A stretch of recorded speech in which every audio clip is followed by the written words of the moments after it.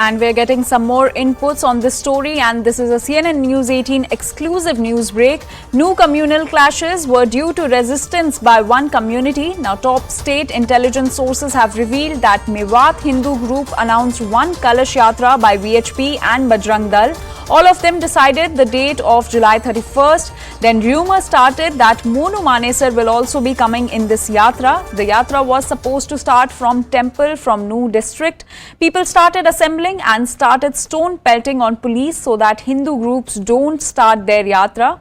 Later, it was decided that yatra should not proceed, and one group started rioting and stone pelting and attacked the police as well. CNN News 18's Anshul Singh is joining us on this story. Anshul, could you throw some light on the role of Monu Manesar behind these clashes that erupted in Nuh yesterday?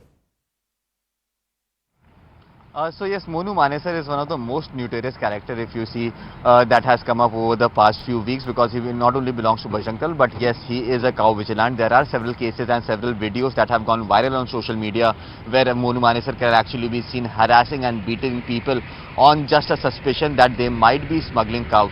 Now, how did Monu Manesar get this fame? Remember, just a few months ago, we at CNN News 18 had covered this story extensively, that two people, Junaid and Aslam, were actually picked up from the Mewat region and were burnt alive in Rajasthan in a Bolero car. Their bodies were found in a Bolero car. Now, since then, there was a lot of anger amongst the Muslim community against no action that has been taken against Monu Manesar.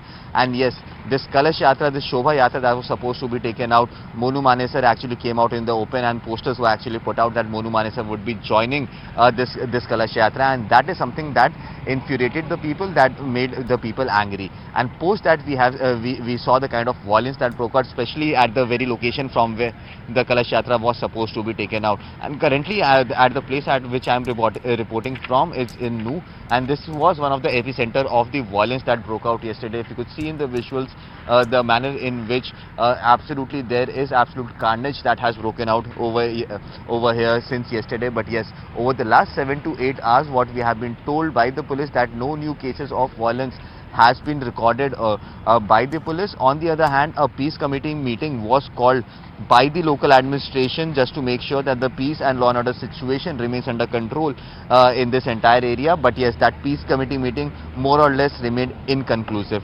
Now another meeting has been called at 11 AM this morning, in which the top leaders of both the Hindu and Muslim groups would be called, and they would be requested to convince the people to not indulge in any sort of violence. Now, if that meeting will be conclusive, that is something that remains to be seen. But yes, the kind of violence that has broken out definitely raises a lot of questions on the local administration and the local police.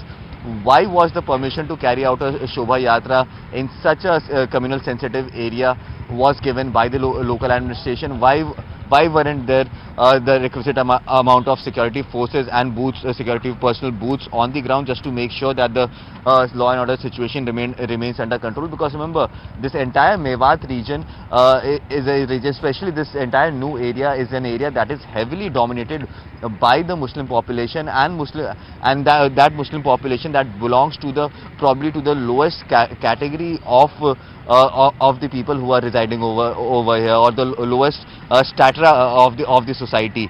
So yes, why was something like this being allowed to carry out over here? And if at all the permission was given, why weren't the requisite safety measures put in place? These are some of the biggest questions, and that is the reason why we are seeing such massive carnage that has happened across the Nuh district. Section 144 has been imposed not only in Nuh but also in Gurugram as well, because remember, the violence that started from Nuh, the fire of those violence reached to Sona, which is just a few kilometers away from this very location from where I am reporting. So yes, the situation definitely spiraled out of hand very, very quickly. In fact, media personals and senior members of the VHP were also stuck in that temple, the very temple in which from where the entire incident began, and hence police was not able to stop any of this violence. In fact, what is very, very ironical, that 3 police officials in fact lost their lives due to violence that broke out, and because they were shot at by by the locals who were protesting, in fact by the rioters who were protesting. So how did these people get their hands on weapons, even if those weapons are country made? How did these people get their hands on their weapons? These are some of the questions that still haven't been answered. At this point in time, the administration is focusing on maintaining law and order in this entire area. This area is absolutely peaceful at this point in time, but yes, tensions still prevail, and it remains to be seen what transpires in that meeting that will be happening at 11 a.m. and how will the senior leaders of both the Hindu and Muslim communities will be able to convince their people to not indulge in any sort of violence whatsoever.